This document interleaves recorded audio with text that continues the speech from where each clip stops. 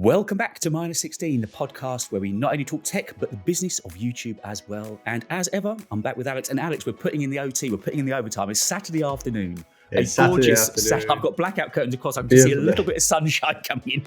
I think it's lovely out there, but how are you doing? I should have shaved for this, but hopefully you won't mind it. It is Saturday, and we're kind of just taking an easy one today. We were doing this quite early on, for us, quite early on a Saturday, and the funny thing is, I was out last night, and I had I didn't drink, but it was a late night.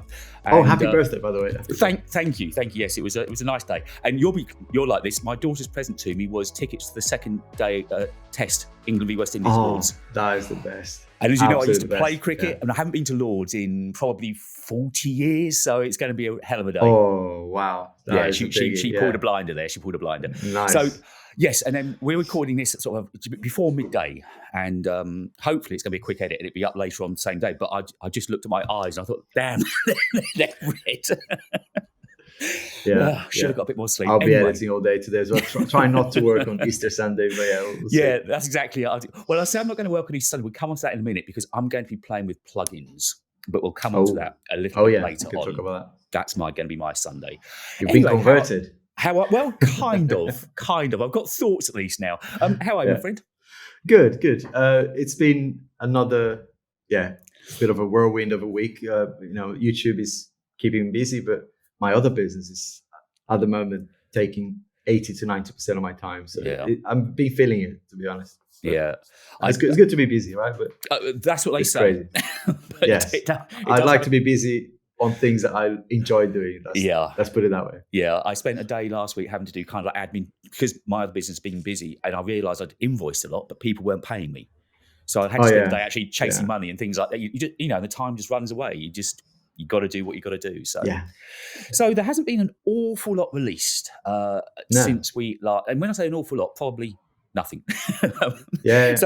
We were promised, weren't we? This slew of products from Apple in March, and all we got was MacBook Airs. We didn't get the Mac Minis. We didn't get. I did a video about don't waste your money about your iPad, and it's like, I'm 2 months early.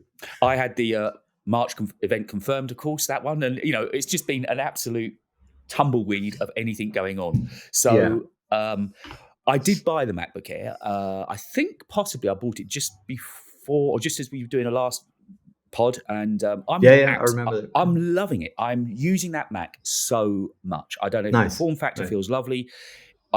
Because normally my Mac, much like you, my MacBook is kind of on a rise at the back of the desk. I'm using a Magic Keyboard.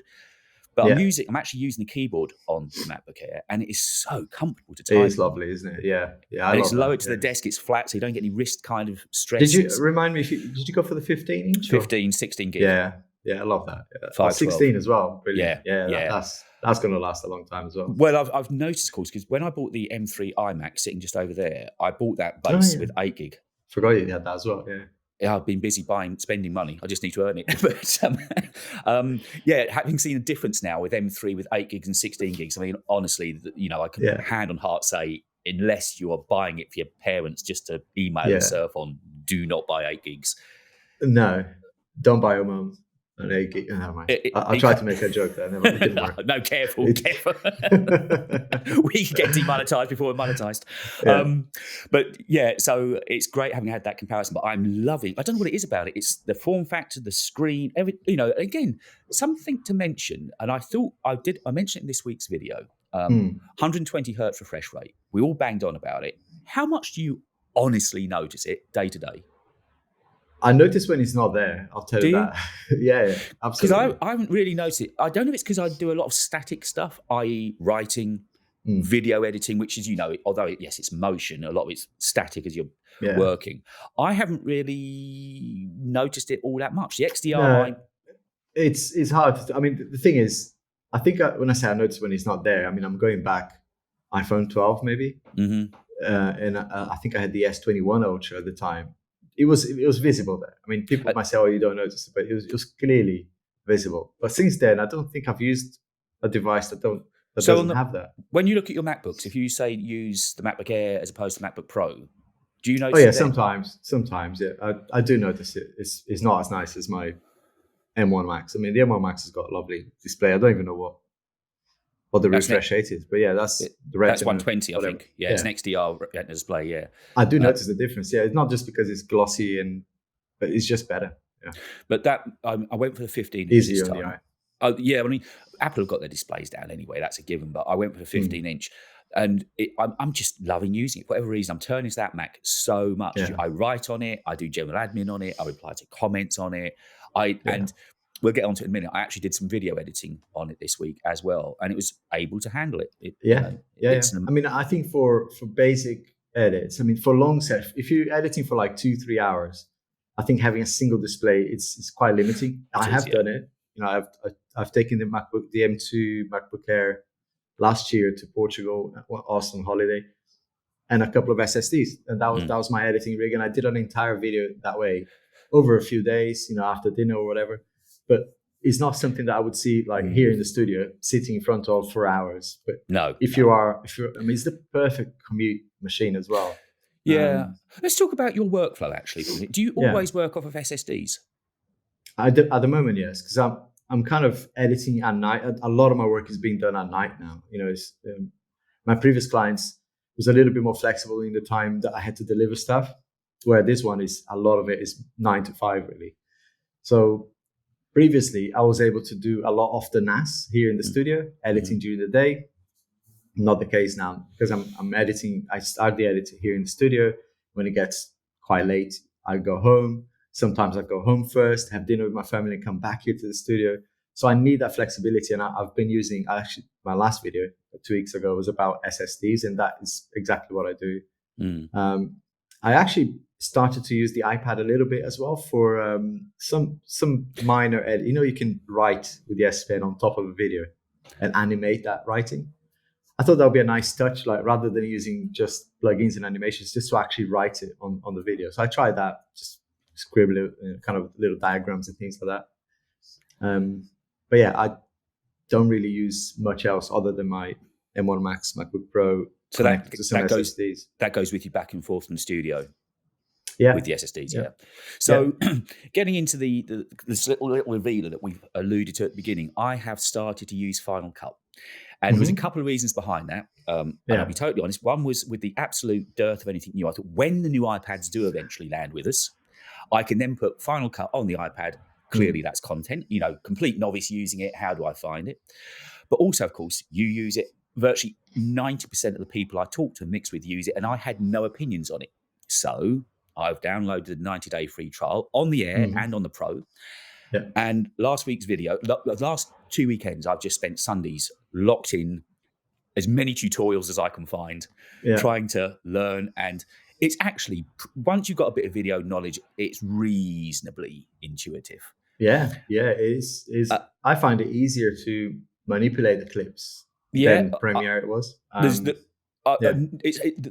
least now I've got opinions. My takeaway would be this: audio is way better with Adobe. The way I can edit my raw files. I still use Audition for audio. Yep. So that's better.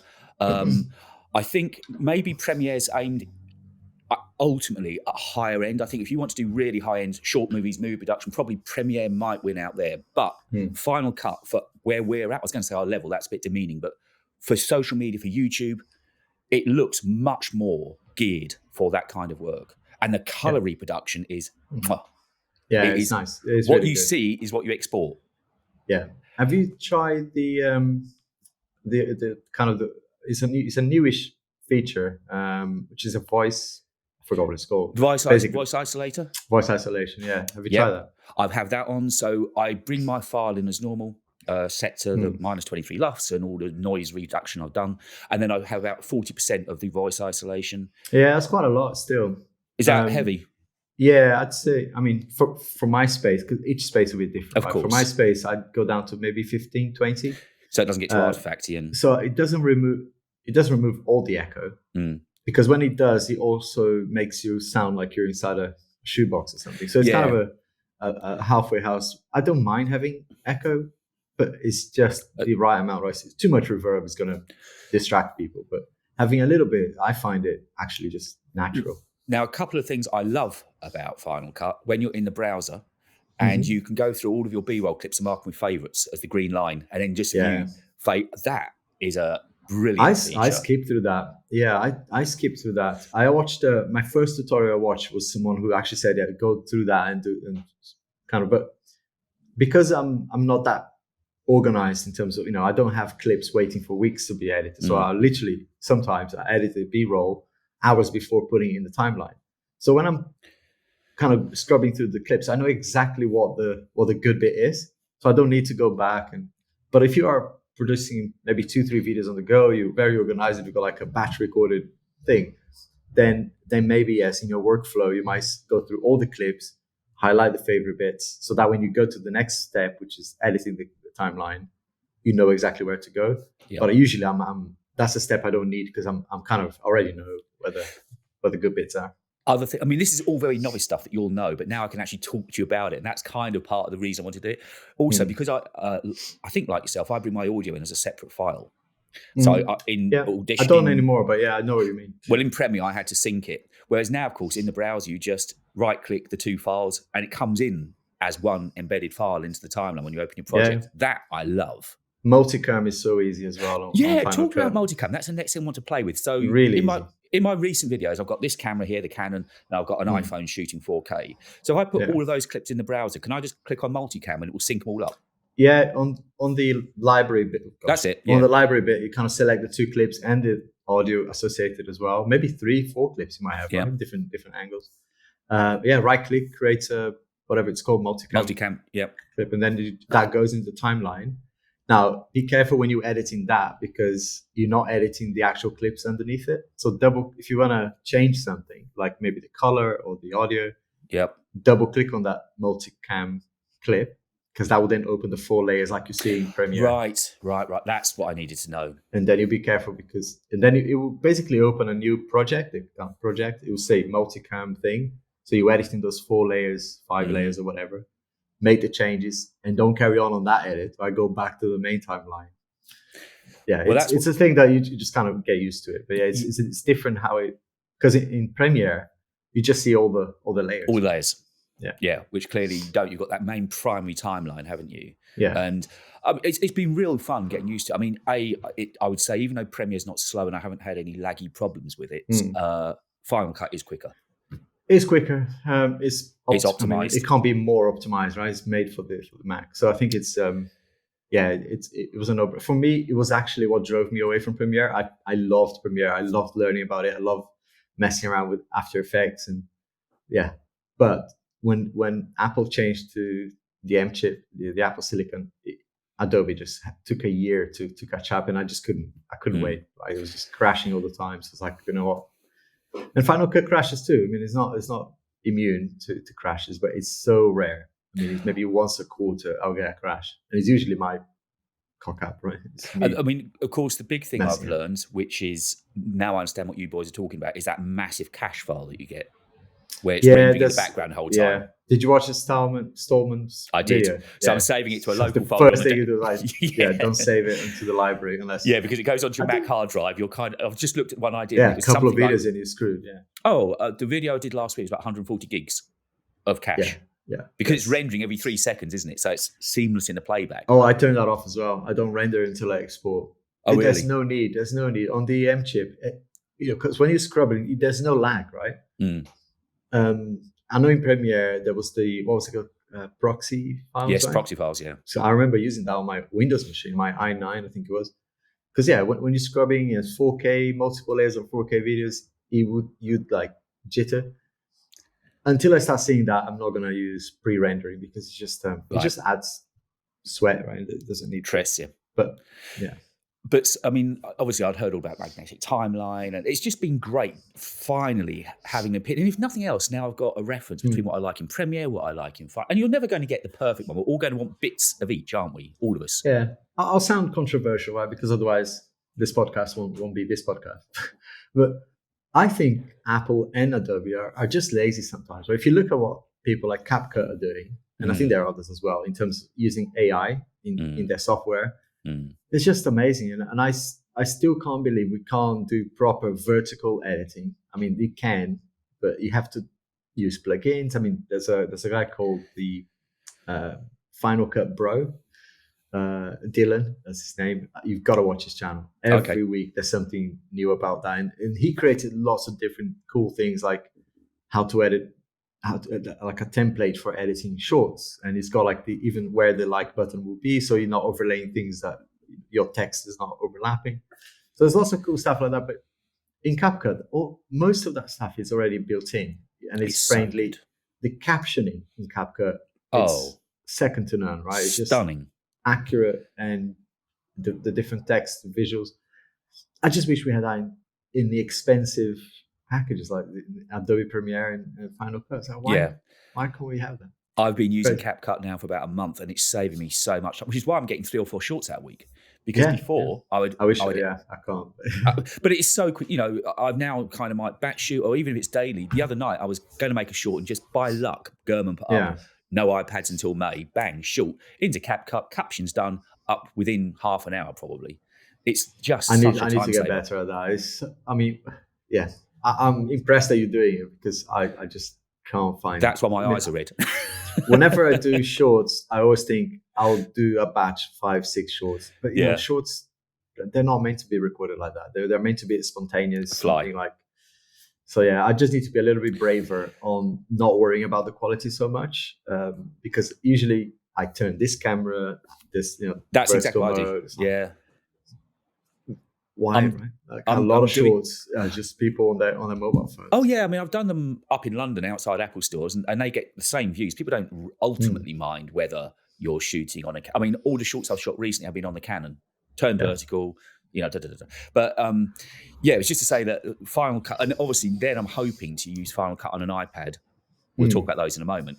But that was part of the reason of trying to get my head into it. So how much will what I've learned from working on a Mac on Final Cut to an iPad, will it convert reasonably easily? Yeah, a little bit. Some of the concepts are the same, but some stuff will look the same, and you go, "Oh, where's that gone?" It's very cut down. Right. So like I said, what I find useful is to bring 10, 15 seconds from the Mac, export that as a video file, import that, like literally airdrop to the iPad, bring that into Final Cut for iPad, and then add the scribble on top of the footage. That's quite a nice workflow to do, and then export it and I drop back to the Mac. I thought I could do that within 10 minutes last time I tried it. I thought that is a beautiful use of Final Cut for iPad. I wish there was more, for me, there was more that I could do. I know if you really try, you can, like LumaFusion, right? You can edit an entire, I know there's a channel called Nando Prince. All he does is iPad stuff. That is his main computer. He actually says that's my main machine. I can't work like that. I'd be way too limited. I can't. You can't have layers and layers of 4K videos. No, again, it's on an external SSD. You just won't work. I guess it's very much if you are really stuck and you're on the fly and you want to get a video done, you can do. But I guess it's almost you can do a very simple one layer with some music, a little bit of graphics. But so is it kind of just like a slightly posh iMovie? It's a little bit more than that, I guess. It's hard to explain because you can do almost everything that you can. There's even like background remover. There's stuff in there that is like brilliant to have it. But the bottleneck is how much storage you can have, right? And working off of an external SSD would be the next thing for me. It's like if you can do that and then plug the iPad even to a monitor, which you can do now, that would make the iPad like, why wouldn't you edit on the iPad, right? The thing is, it's limiting at the moment with storage. So I'm right in saying you can't work in Final Cut on iPad from an SSD, can you? Have to import it to. You can import it to the iPad and work, kind of the same way. But for me, I'd love to be able to the flow between the Mac and the iPad is the whole thing about Apple, right? And that's why the bit of hot water at the moment is just the ecosystem. Yeah. So I'd love to be able to just use the ecosystem, right? Start on the Mac, finish on the iPad. That would be the perfect use case for me. Some people might go, that's a crazy thing. But for me, it would be great to go, like I explained earlier, right? Work as much as I can during the day here in the studio. When it gets to dinner time, go have dinner. And then after dinner, instead of coming back here, maybe just do some final touches on the iPad. Add layers of music or sound effects or whatever, right? Just do that on the iPad. I just can't do that. You've whetted my appetite, Al. Background remover. Yeah. There's something else I need to learn. Where do I find that? It's built in there. It's one of the effects on the right hand side on the effects thing. Yep. There's it looks red. I forgot exactly what it's called, but it's called scene remover. Okay, I think it's called. Yeah. So sometimes it works if there's good contrast between you and the background. It will do a really good job. Nice simple cutouts, yeah. But I found this thing called Roto AI by Motion VFX. We're not sponsored by them, by the way. It does a much better job because you can then draw a quick outline of you, and it will select you. Right. And then it's almost in After Effects is Roto Brush. It's called. That's right. That's right. Yeah. But remember having to click little points and I know it's improved now as well. But this does pretty much that in one spell.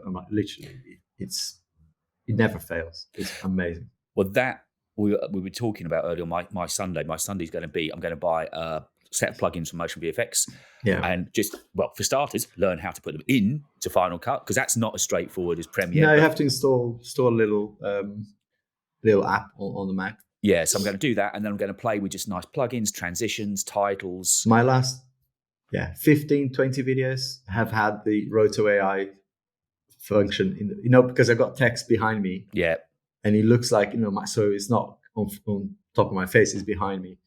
That is Roto AI. So I Roto AI me, and it doesn't matter if I move my hand. Sometimes I move stuff around. It looks really good. And it would have taken ages to do that before with masking and keyframing. Another thing that this is the interesting thing of contrasting A and B. There's no adjustment layers in Final Cut. You can make adjustments. You have to make them, don't you? They don't come inbuilt. I think some people save them as presets. I have a preset color grade and the sizing, the resizing. So all I do is once I'm happy with the audio, I just drag that preset and the entire timeline. Before I cut, the entire timeline then becomes the right color. I find that because again the color wheels in Final Cut because this Canon gives quite nice color anyway. I don't have to do that much to it. Yeah, it's quicker once you get the hang of using that thing, because it can just select multiple clips as well and double click on the preset and it will apply to all the clips you selected. So I think it's quicker than adjustment layers because I've had problems with adjustment layers in Adobe because sometimes you forget they're there and like, oh my gosh, what happened here? When you export it, like, oh gosh, forgot that adjustment was there. I've had fun. I've enjoyed it, and I'm hoping next week's video, as long as I get my head around the plugins on Sunday, I'm hoping next week's video I will actually export out of Premiere, Final Cut. And for my first, all the shorts recently have all been out of Final Cut because I thought that was a good way to start, just learning to do the shorts. Yeah, I'll send you some settings as well for export because I think the default settings is not very good. So you have to select. For me, is for Apple devices. Yeah, and then H.264 for YouTube seems to be the best for me. And then I export. Drop that over to me. 2:1. Some people like 16:9. I prefer. So you do something after the export screen? At the export dialog box, there's a few settings in there that, it's important to know. But first sort of week, 10 days with it, I'm enjoying it, and it's just good I can have a conversation with you about it now that I've got a bit more knowledge about it, and obviously being an Apple channel, I kind of should be using it, kind of thing, and. I think honestly it's easier. I think Premiere is amazing, but I think Final Cut is easier. Yeah, more friendly. So just rounding up on the iPad news, then I've made an awful lot of shorts on iPads. I've made some long forms on iPads. I've had some hate on iPads. It's been good for me though. I mean, it's done its job. But of course, we were all told this time last week, definitely Tuesday the 26th of March. 100% we're getting them. I've just recorded my long-term review of the M2 iPad Pro, which is you wrote on Medium as well, didn't you? You wrote something on Medium. That was for my previous video. I thought I need to do more of that as well, just repurposing content. We can talk about YouTube stuff, and this would be one of the things. The iPad is one of those, right? I've got the Galaxy Tab. In my previous client, I was using that a lot more, to be honest. The Tab, actually at the time, S8 Ultra. Because it was here on my desk, and it kind of avoided the fact that I didn't need to install Microsoft Office on my Mac, and it was easier to have that using Dex. Beautiful, absolutely perfect for that use case. Since I got the S9 Ultra, I actually haven't used it that much, and it's become a little bit like the iPad, mostly because for productive work, I haven't used a tablet that much, but I have used the iPad for for remote kind of when I go traveling or just chilling, watching Netflix and stuff like that. But the actual pro features of the iPad is one of those that I'm a little bit, well, there are people out there who be doing animations, 3D graphic work and things like that will definitely see why it's important to have as much juice on it, like memory. But for me, it was an absolute waste of money. I actually got rid of my 16 gig M1 iPad Pro and just kept this 8 gig M2 iPad Pro. And I'm not sure. Yeah, I'm not sure. It was in because I'm definitely buying an iPad Pro because it'll make good content. So, and it'll be my first iPad, other than my mum's old Air Mini. That'd be my first iPad. So I'm really up for it. I genuinely am excited to try it. And the comments I've been getting back from viewers have been brilliant because I was going to get the 1 terabyte, 16 gigs, and so many people said, honestly, there's no programs out there that are utilizing 16 gigs. You're wasting your money. There are because I found it the hard way. So the defaults, if you search for it, you will find that most apps are developed to only use, I don't know. Apple did allow developers, I think just last year, to go app and use more memory. But there's only a few that have been that can do that. So Procreate is one of them, for example. So Procreate has a limit on the number of layers, which is directly a correlation to memory. So 8 gig iPad, you can open 25 layers of 8K canvases, which is crazy. I know really draws in 8K. Even 4K is a massive canvas. But in 4K, you can add 112 layers of Procreate 4K layers. So it's quite kind of the 16 gig will give you double that. But it's like, are you really creating that many layers in Procreate? Some people will do, but there's will be so like a tiny fraction of the population. What's Lightroom like on the iPad? Yeah, it's brilliant. Yeah. So again, you won't see any difference between the 16 gig and the 8 gig whilst doing any work on it. But when you go to batch things like batch import or batch export, especially if you're doing like raw images, like 200 raw images, if you're a Formula One photographer or something, those very niche cases, you'll see, right, I need more memory because it will impact it. So I'm now thinking I will go for the 512 with 8 gigs. I would get the base model, honestly, for what you do. It's absolutely no need to get anything else. And then we've been told now, my heart fell May. I'm thinking I've got a month to find content for now. May. No. I said that on Twitter the other day. There goes my content plan for it. Yeah, exactly. And sponsors as well.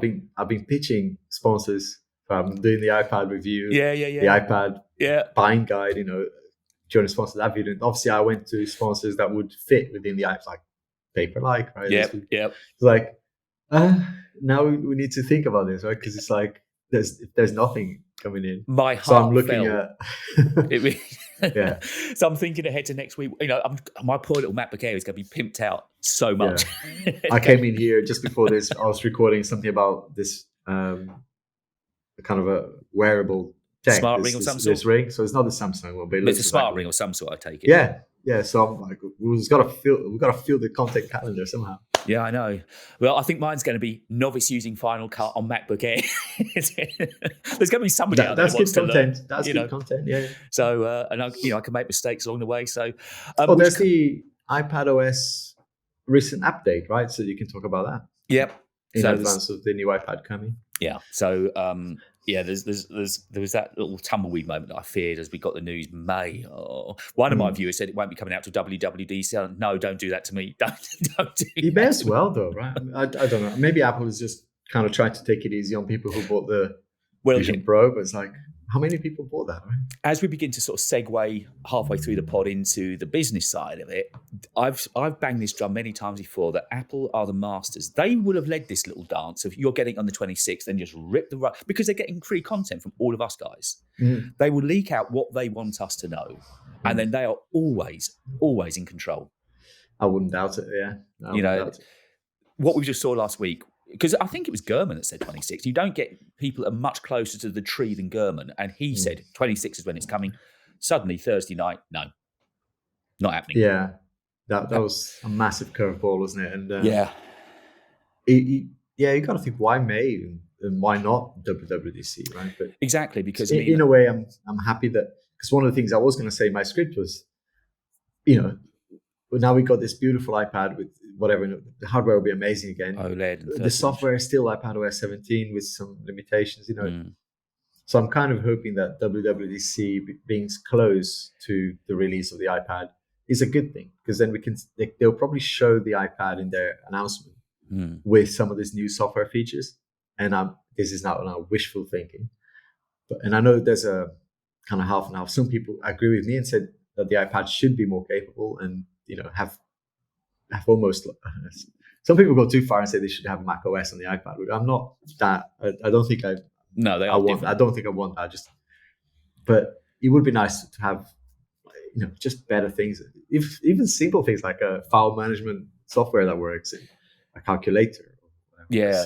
Well, the file management is one of the things that I'm interested to track, because obviously on a Mac it's so easy. Whereas if I'm having to go into files as I am on my iPhone, it's going to just be quite laggy and slow and a bit chunky. It's just not as easy as having that desktop situation. I also want to try Stage Manager on the iPad. I had a look at it when I went into the store and I'm playing around with it. I kind of see. I would call that like a multi-window thing. It's not really.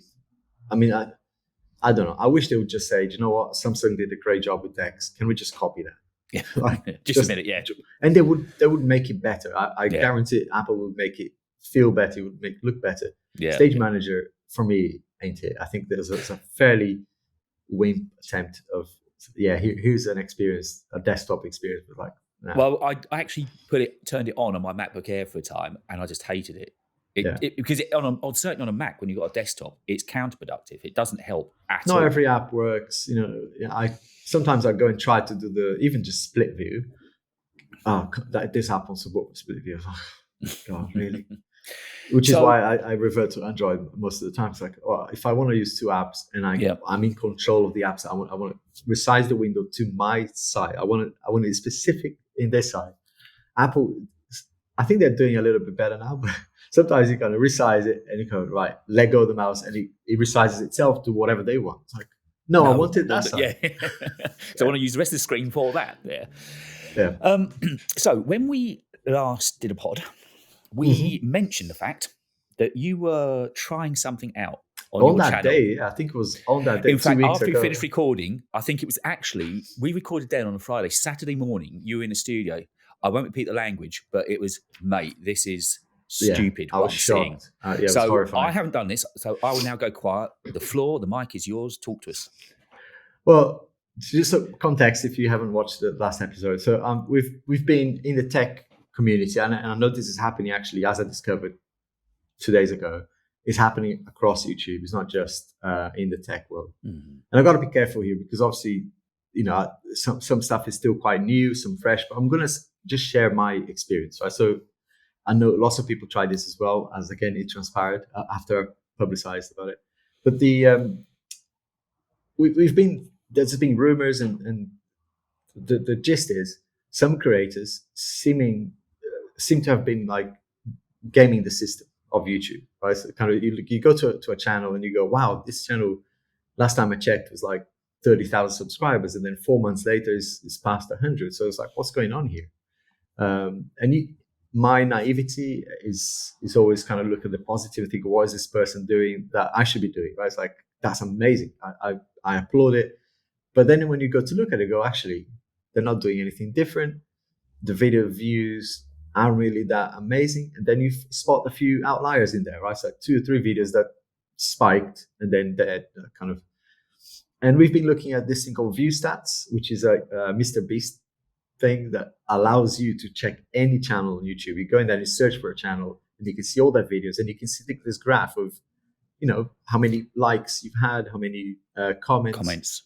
And when you see a video that has like 500,000 views and 40 comments, you got to ask yourself, right? These can't be real people watching these videos. Or maybe they are real people in the sense that it was shown to them in a browser and they didn't really watch it. It was like in a banner somewhere. I don't know. Anyway, some people are getting all these views. And the reason I decided to go public ultimately is because it's impacting us, right? It's impacting people who are just doing it to kind of putting videos out there, trying to work out what the audience wants to watch. And working really hard on improving every week, improving the content, working our asses off over the weekends and whatever, to then hear from a sponsor that your channel has volatile views is the wording we typically use. That starts to affect me and the reason they're saying that is because they're looking at other channels who are gaming the system, and they look, oh, this channel, I'll just spend on that channel because they're getting hundreds of thousands of views. You're gonna get 5, 7, 8, 10,000 views. That's not. So in their minds, they're getting more value for money if they sponsor on those channels. But of course, yeah. The reality is, when you look at the comments and the likes in those videos, you can clearly see that the creator, maybe themselves or maybe without knowing, an agency have done that. I mean, I've mentioned this here before, right? An agency have done that to me before, and I had to delete the video because they did send fake views to my video. I mean, we mentioned that. So it happens. We know it happens. So I thought I'd do a test, because a counter argument started to surface, and people saying, well, actually, some of these creators may just be using YouTube to promote. I was like, really? Like and I remember when I first started doing YouTube, people saying, don't ever promote your videos because it's not an organic way of growing, and I agree with that. Mm-hmm. But I thought, well, is he really? Would YouTube really do this? Kind of make it look like it's so, like a bot.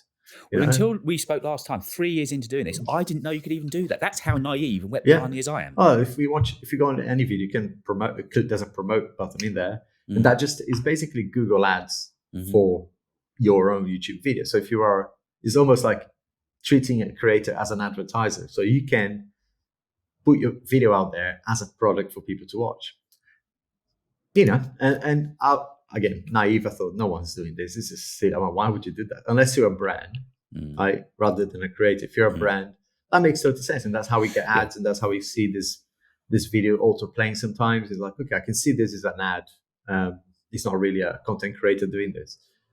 But content creators are doing this, as it turns out. Because I thought I'd test it, and I know other people tested as well, but I won't speak for anyone else, but my experience. So what have you found? So I spent 100, I think it was 120 quid in the end. Sounds a low spend. Sounds a very low spend. Yeah. And I used that video. It was a desk setup video. I think I mentioned it earlier in this podcast that, the video died after a while. I had all sorts of issues in the upload. And I thought, you know what? There was a lot of work involved in that video. Hopefully, putting a bit of money on it will show it to the right audience. So there's two options when you pay YouTube to promote your videos. One is you can choose to get more views, or you can choose to get more engagement. Mm-hmm. I chose more engagement because I was like, I already had a suspicion that YouTube was going to use bots, right? So I was like, I just want engagement because, again, in the hope that even if it's just 2,000 views, 3,000 views, that it shows to the right people. In my simple brain, I was like, maybe those people watching and commenting and engaging with the video would then bring the video, start the video to, maybe I messed up the thumbnail, maybe I messed up the delivery, maybe the video is shit, right? But there's a gut feel that it's a standard desk setup video. I'm not that special or different to many other creators. It's just me talking about my stuff. So my suspicion was something wrong with this video. Let's just see if promoting will give it a boost. And first day I was already like in shock because it did get boost, but no comments. As of yesterday, I think that was when the promotion finished. The channel got 3,500 subscribers extra. What? In my estimation, that I think came from that video. What? Yeah. If I look at the 3,500 subs. Yes, and 17,000 extra views on that video. Wow. Yeah, so we haven't talked about this beforehand, so that's why I'm so shocked. Yeah, it makes no sense, which is why I'll put it on Twitter because I was like, I don't feel right. And now I'm being totally honest here, right? Because the reason I decided to go public as well is because I'm fully aware that I'm about to hit 100K. Yeah. And up to like 97,000, all right, doing everything correctly. then I thought I'll just put 100 quid in here. And So in a way, I want to celebrate that milestone, but I want to do it in a way that, the way you've always done it, honest, hard work. And honestly, I put this tweet out there, kind of a self-reflection to go, oh shit, people find out this. But on the other hand, the original reason I did it was not even thinking about my subs. It was thinking about how are these people doing this? Yeah. And it turns out some may be using bots and click farms, as I'm pretty sure there will be. But some people may be doing this officially through YouTube. And that's the scary thing for me, because I got, in 2 weeks, the video got 17,000 views, extra views, and not a single, and when I say not a single comment or like, I mean exactly zero. And you paid for engagement? And I chose engagement, yeah. Jesus. Yeah, I got screenshots, I got everything. I really don't know. Obviously, I'm not going to touch this with a barge pole now. But as soon as I share it online, and you can maybe share a link to the tweet in the show notes. Mm-hmm. So many other creators, big, small, different, like gaming, lifestyle, different niches, saying exactly the same. And I can see the number of bookmarks on the tweet as well. Like, so many people like probably saving it because they go, see, it's not just me seeing this. Now, someone raised a very interesting point, which is kind of also terrifying, which is why I saved that tweet for a couple of days in my draft, thinking, do I send this? You want to go, yeah. Because, if you're a sponsor, you think, well, is YouTube actually putting my product in front of real people? And we had that suspicion as well. Remember with the what's it called, the invalid traffic, right? Yeah, remember that? Well, that was going to lead on to ask about that, but yeah. Yeah, I think in the last year, something happened on YouTube that messed up the whole, because I know that there's been videos on my channel that if I did it in 2022 would have skyrocketed. And in the last year, last 6 months to 12 months, they didn't. They got to a point, and it's almost like it's based on the channel size. And I look at all those channels and I see a similar trend where you get very good like first and second day views, and then you flatline. You don't get anything else. The video dies. Almost YouTube saying either pay up or do another video. Right? Or it's held to ransom, yeah. That's just my opinion, by the way. But yeah, I just thought I'll put it out there. That was my first objective. But the point I was getting at was sponsors might look at this and go, maybe YouTube isn't the right thing to do it, so we won't sponsor any YouTube videos anymore. That's kind of the macro level massive disaster. Which is... yeah. But on the other hand, my thinking was, maybe this will, it's just a drop in the ocean, but if other people start talking about it and, more people do what we're doing here and sharing our experiences, maybe that will start getting sponsors to be more analytical in terms of, I'm going to invest on this channel. Let's look at the engagement rather than just views and subs, right? Yes. Is this person the right fit for my brand? Are they engaged in their community? Are people commenting on their videos? Because if you're getting 500,000 views and no engagement, so what is the point? They're looking at you and come back with this term volatile views, and you can say, well, hold on a minute, actually look at the engagement that I get on one of my organic native videos. And we were talking about this, weren't we, just beforehand? I was going to give my figures out on this latest video I put up, which was 3,500 odd views, I think.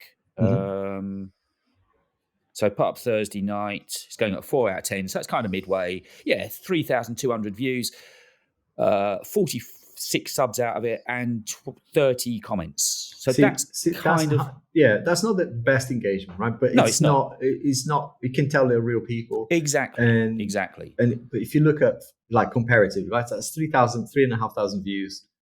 There's a channel with 500,000 views in a video. Is about I think it's just a swimming pool cleaner or something. Like very. Oh yes, you mentioned this one. Yes. And it's like 500,000 views and about, I think it's just under 100 comments or something. Like, it doesn't make sense, right? So they're clearly either using the YouTube promote things or using through an agency. But they might not. The creators, to be fair, right, may not even know, because when you're at that this channel is like multi-million channel, right? So I think some creators may not even know, because they might hire an agency to do promotions, and they don't care, right? The agency might be on their behalf doing the stuff, and so I just think we should all be just more aware of it. Maybe this promote thing is the right thing to do for certain videos, but right now, based on this one video that I promoted, I won't touch it, because it just doesn't feel. They don't look humans to me. There's one more point, but I'll say it after you. Well, yeah. The point that resonated after you spoke to me on the Saturday morning about it was as you know, I got hit by invalid traffic. If I was to go and do this, is YouTube going to bite me in the arse and give me another invalid traffic strike? Or is it because it's them I've paid, they're quite happy for this all of a sudden? I'd be shitting myself that I'd get another invalid traffic. I don't know. Some people are getting all sorts of different experiences. In the tweet that I shared, I mentioned something around, if I know about this, other people, I know that other people know about it. There's all these channels that we as creators follow sometimes to get advice from, the kind of, the so-called YouTube experts or whatever. So I said, if I know, why haven't these people been talking about it? And it turns out, some of them came up and said, actually, we knew about this months ago. We mentioned it to YouTube and they heard what we said. Like, okay. And, so I think it's, the cynic side of me is like, well, you probably don't want to upset YouTube. Well, yeah. But I'm like, well, I think we need to be more forceful. I mean, we're in any other industry, right? If another company was doing this to kind of cheat the system effectively, other companies will go, no, that's a regulated thing. It's like, no, right? Yeah. Why is it okay to sit down on YouTube and not say anything? So Google has got yet another antitrust trial coming up at the end of the year, and they're not really helping themselves. I mean, if I was to go to a bot farm and buy those kind of numbers, sure as hell you can rely, I'd probably get an invalid traffic strike. And yet, if you pay, from what I'm understanding, if you pay Google $1, you're kind of wall fenced, you're safe. Because it's their way of doing it. And it just seems the same net result. Here's me wanting to get to 10,000 subs by the end of summer. From what you just said, I could go and spend a couple of £100, probably have it done in a week's time. Yeah. It's insane. Sitting on the beach doing nothing, and there's all my subs suddenly. And I can go to advertisers and say, I've got 10,000 subs, give me some money, let me advertise your products. Yeah. That sucks. I got forwarded a couple of channels that I was like, this channel got to over 1 million subs just doing this. And I think they published 5 or 6. It's a gaming channel, so they published 5 or 6 clips, literally less than 10 seconds each. And apparently there's a loophole in the system as well. So I don't know how they've done it, but they created this channel. It grew to 1.5 million by doing this promote. And I'm like, what stops anyone from doing that and then renaming the channel and literally going to a different niche? So because it's only got like 5-6 clips with it. Without mentioning any single channels at all, but you and I have clearly got our favourite creators that have got over 10 million subs. Yeah. Do we have to think maybe they've done this somewhere down the line? Oh, we know they have. We know they're doing it currently. We can see the trend is like when you watch a video, the first few hours, nothing happens. And then you see this massive spike and then like another flat line. And then it's almost like you keep chucking money at it. And you can see it. Thanks to Mr. Beast, you can see it now. And it's such a shame because, I've been in business for donkey's years and I would call myself a cynic.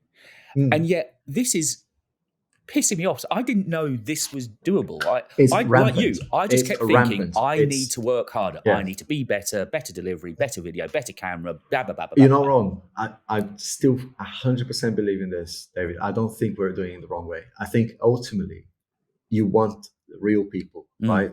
In your, so I don't think, so what I'm hoping happens is that this gets fixed and promoting a video literally does what that is, promotes it and kind of, it's fine. If you want to pay to promote a video, but to grow organically, I think is the right thing to do. Is to build proper trust and to become, and whether you want to become maybe an authority in what you're doing or whatnot. Our niche is too big to become that, but maybe to be a place where people come for you and have that interaction is going to be definitely better. I mean, I don't want fake views or bots, So yeah, I want to celebrate 100K, which is happening. Where are you at now? 97, 98?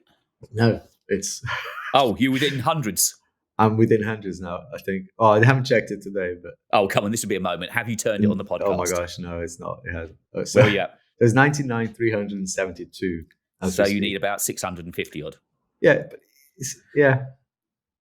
I don't feel I might celebrate when I get to 105,000 something because you've had that 3,000 now. Yeah, March has been, according to YouTube Studio, the best month I've had, and I know it's not. Yeah, it's not from a subs perspective. Yeah. The thing is, I am confident that because it transpired that there's so. I mean, if you look at the tweet, you'll see there's so many other creators, big, small, different niches. And I'm just glad it's out there and people are talking about it. And I'm hoping that, this gets fixed, because we can't work. I can't have sponsors, especially when you get to a size. It's a massive achievement, right? To get to get a channel to 100K. The Brazilian channel is getting there as well. So I really see this as a potential. It's potentially going to change my business, right? It's going to change my work. I'm going to all my 25 whatever years of experience in what I do outside of YouTube. I'm willing to give that away to do content creation. So I'm taking this damn serious, and I think I wouldn't be able to do that knowing that there's people gaming the system and potential partners may not choose to work with me because they're choosing to work with. Yeah, exactly. So I think it's good to be transparent. The main thing for me that, and I think for everyone, doing content creation today, you got attracted to it. Most people, anyway, I think, because of that transparency, because you can, reach out to other creators of any size. There's less competition. It's more about collaboration. It's amazing. 100%. The opportunities. I mean, literally, the sky is the limit. In how much you can achieve here. And I just think it's a shame to have this little thing cloud hanging over us. Yeah, it's been a revelation to me. The figure, because we hadn't spoken about the actual numbers that you gained off it. It's insane. Because it was Saturday morning, I feel like just done it, and you say, "Well, early on, mate, this is looking." Honestly, I feel like I need a shower. I feel dirty. Is that bad? It's not a nice feeling. I mean, honestly, if it turns out that the data is skewed and YouTube might go, actually, it's just a delay in processing. The comments are all here held and whatever. But I don't know. It doesn't look that way. Based on what other people have experienced as well, it's like it looks like your video is being shown either to bots or, I mean, I'm finding it hard to believe this India thing, because one of the YouTube experts said what is happening is they're sending your video to India with a massive subscribe button and they hyper subscribe. That was the term they used. Like, really? Would people just subscribe to a channel and then never comment or like? Or... Do you get to choose demographics that it goes to? Yeah, you do. Right. Yeah. Okay. So I chose my top 5 countries, and India was one of them. Yeah. Just to be transparent. But initially, I thought, because I was doing it quite quickly, I wasn't really paying attention. I just, in the moment, I just chose 5, and you can go back in there and remove it, which I have done now. I removed India just to see if he changes it. He hasn't. And someone else did exactly the same and didn't choose India and got the exact same results. And is the view stats now, is it plateaued? Now your spend has stopped? Or does the video continue to? At the moment, yeah. So I think yesterday was the last day, or 2 days ago. So yeah, there was a last. It did this every day, like a little sweet, then woo.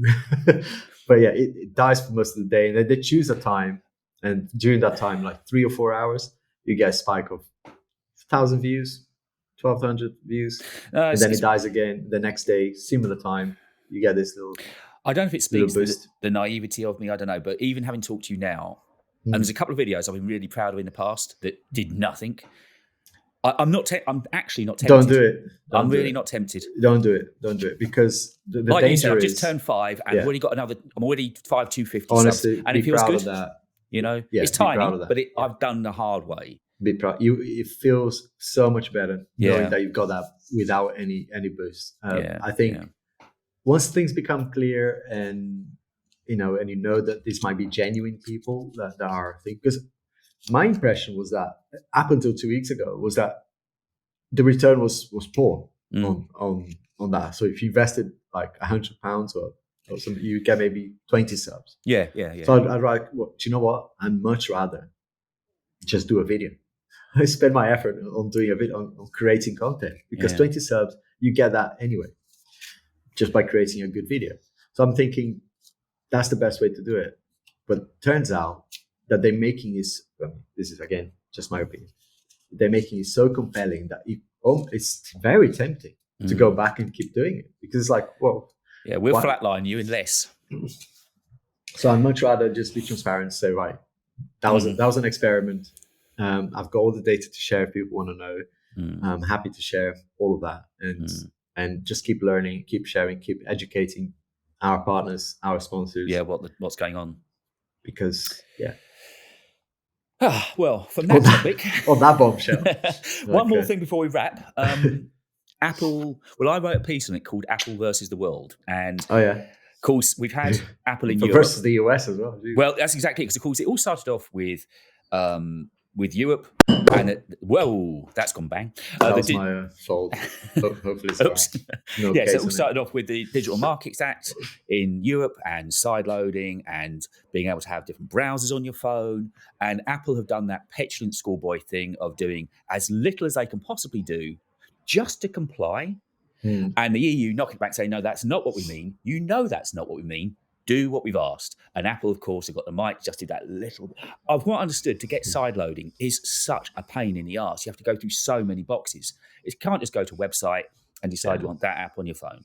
So that was one story, which is rumbling on. And this is on the back of... It's been going on for years. The Epic's case is what kickstarted, right? And the EU just sided with Spotify and levied Apple with a 1.84 billion. It's crazy. I mean, I was actually last night, I was trying to listen to some music. I've got this thing here on my desk. And intuitively, I'm playing Spotify on my Mac. Intuitively, I just try to play on the speaker. So, yeah, I've got a speaker here. I'm just like, I can't. Oh, of course, the Spotify. It won't work on.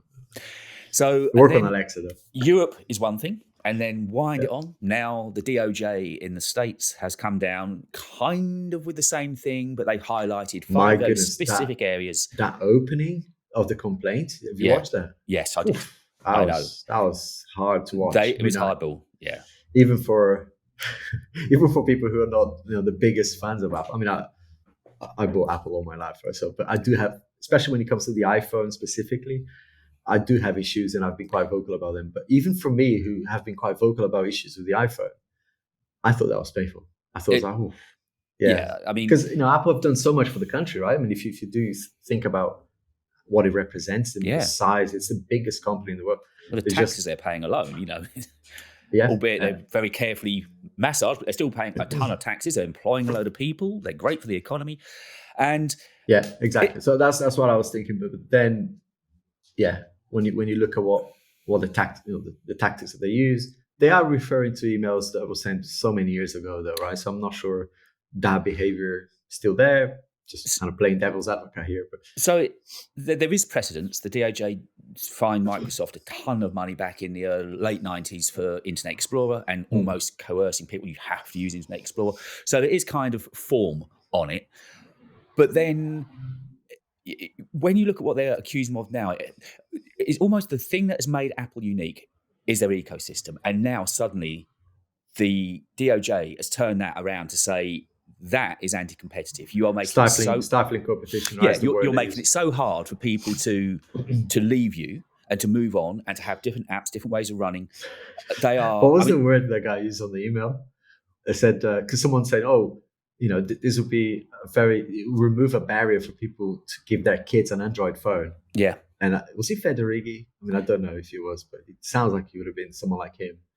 Say, well, in that case, no, let's not do that. We don't want we don't want to make any easier for people to leave us. And of course, as much so incriminating on an email. It's like, come on. Yeah, I know. Write things down. And of course, as much as I love Apple, they are on point corporate, 100%. They get it right. Their marketing and their style is without touch. It's perfect. How much is that one quote of Tim Cook? Buy your mum an iPhone. That has come back to. Oh my gosh! He must be cringing because it was that was. He had such a supercilious look on his face at the time. Just if she it was a tongue-in-cheek comment. I actually quite like the fact that he said that. It's off point, but he has come back to. It's bitten in the arse proper, isn't it? Big time.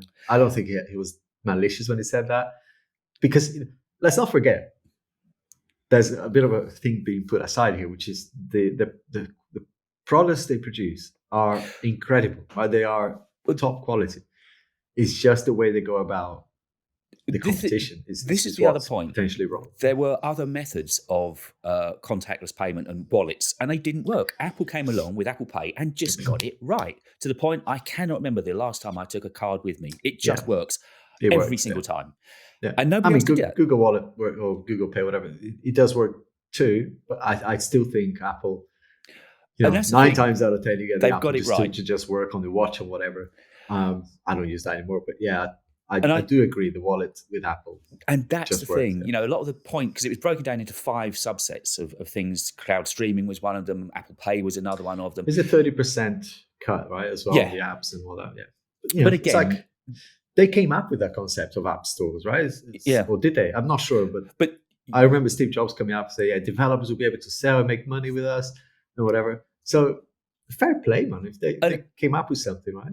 But of course, they're very clever in the way they've manipulated figures. You look at the headlines, and in that 88-page document, these figures of 90%, it's not. I think it's 70-something% are iPhone users, and of that 70%, 90% use the apps. They've got that headline of 90% in a very circuitous fashion. They've, you work in data, so you know what it is to create these numbers and make it look right. Of course, and also Google, as I mentioned, have got another antitrust trial about to start. It seems that DOJ have got these gatekeepers, these companies they think now are too big, the Amazons, Alphabet, which is Google, Apple, Twitter. They've got them in their line of vision, and they are, whether it's to our benefit or not, I think it is. I think ultimately it is, right? I think it's super important to have competition. I would, for example, I don't think the iPhone would be better if there weren't, like, if what we're seeing in what Samsung is doing and what Google is doing, I'm hoping that drives Apple to kind of get, hey guys, let's make a better phone as well. Because at the moment, that's just, they're relying too much. And I've been saying this for years now. They're relying too much on the fact that people just can't leave it. So they kind of say, let's give a little nice, a better camera here. And I don't know. I'm hoping that this turns around into a place where Apple said, you know what? Let's do what we do best. Let's create the best product. Yeah. And then there'll be no argument. People buy the best product anyway. Right? That's kind of what I'm hoping that would happen. But we'll see. As the final point before we wrap, I know I promised people we'd be bugging off soon, but just one last point. I saw your tweet with WWDC and the big yawny emoji over it. Obviously, the thing. Listen, before you go, don't take my tweets that seriously. The Twitter is almost one of those things. You gotta divide opinions sometimes. And I learned it from RJ Tech. Go follow him if you want to really like someone who pushes the boundaries on Twitter. So from everything we're learning, WWDC 10th of June is going to be their big AI revealer. I am wanting to yawn right now. I was just saying this. What surprised me the most, with Apple having taken so long to come fully to the party, I thought they'd be working hellishly in the background, developing their own LLM. But it seems, from what we gather, they're just going to buy Google Gemini. Well, that and the fact that I think, again, I always have to be careful because playing devil's advocate, when we say AI or large language model, they're using AI today, right? They've been using it for a while. And when you look at the auto, I think it's cinematic mode that it does this, when you kind of auto frames stuff in it, you can see the number of calculations required to focus on something that's moving that far and keep everything nice and sharp. That's AI, right? That is not like, it doesn't just happen. Yeah. So I think they're using I don't know why they've been quiet about just saying that we are using AI.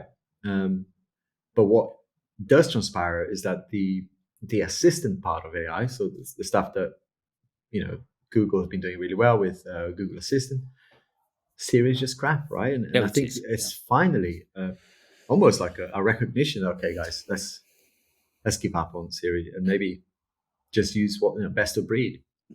I would be curious to know.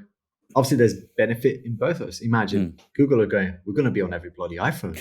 Guys, let's have a party.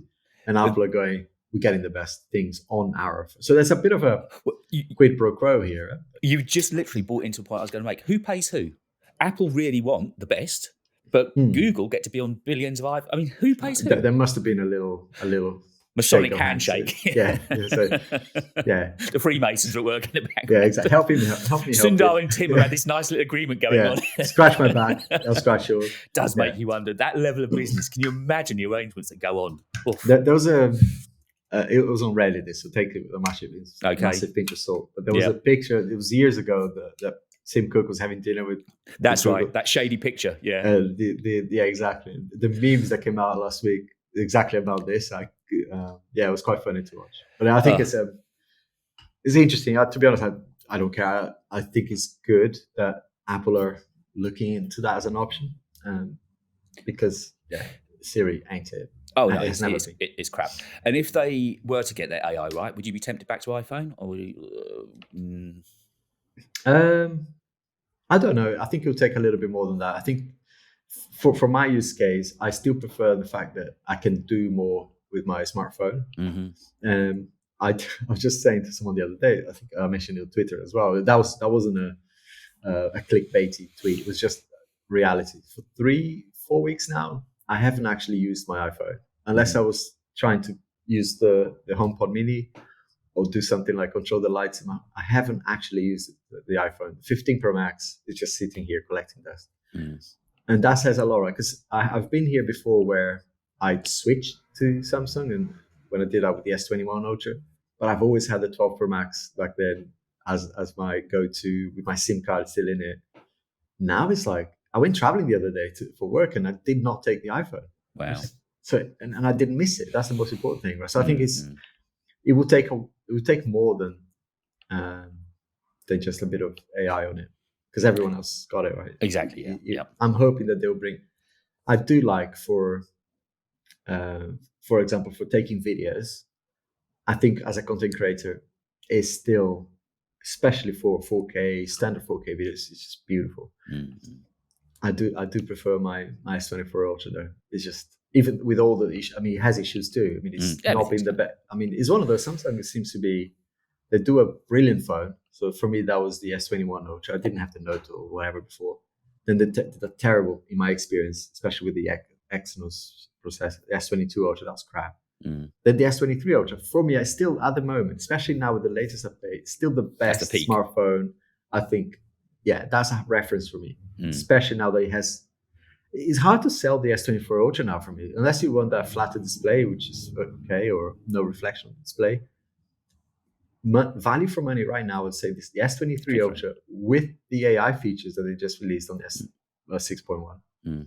Why wouldn't you buy that? Hot take. Unless you're stuck on the Apple ecosystem. Hey, guilty as charged. See how we brought all back down? Guilty as charged. I'm very happy. I've actually become really. I've actually fallen back in love with Apple using it again. I'm not looking for alternatives now. I realise it works for me. Like you just said, yours works for you. It works for me. Everything around me works for me. So why fight it? And I don't hate you. Well, not for that reason anyway. No, not on camera. I wouldn't say that. Yeah, this is all a put on, honestly. We really just can't stand one another. Oh, shit, it says pain in the arse sitting down there for a couple of weeks making this podcast. I don't dislike it or anything. I think now we can officially wrap. I think we can actually do that because there's sun out there. I need to get this edited and up. We'll be back in a couple of weeks' time. Who knows what we'll be talking about? It's a big, wide world out there. We'll have something to chat about, I'm absolutely sure. If you're following us on... Hopefully I'll still have a channel, but... Yeah, well, by that stage, I could have 25,000 subs, let's face it. I could find 500 quid down the back of the sofa. Don't do it. Don't do it. Let's feed the Google beast. I'll ask YouTube to send me a plaque that says 103,000. It's funny. As the final point, you said 100 minus 3,000. You said it's my birthday yesterday. And my daughter just gave me this package. I said, "It's my Google plaque." They sent it to you by mistake. That takes ages, apparently, as well. So, anyway. Oh, does it? Yeah, gotta order it. Yeah, I've got a few quid to spend before I get there. Anyway, no. Right. We will totter off into the distance. It's been fun as ever. Don't forget to like and subscribe. And last one, we did get some new subscribers out of it. So if you enjoyed the pod, help us along. We'll be back in a couple of weeks' time. Until then. Leave a comment as well so you know you're not. Yes, it's genuine. Yeah. Cheers, Alex. See you, mate. Cheers, mate. That's it, mate.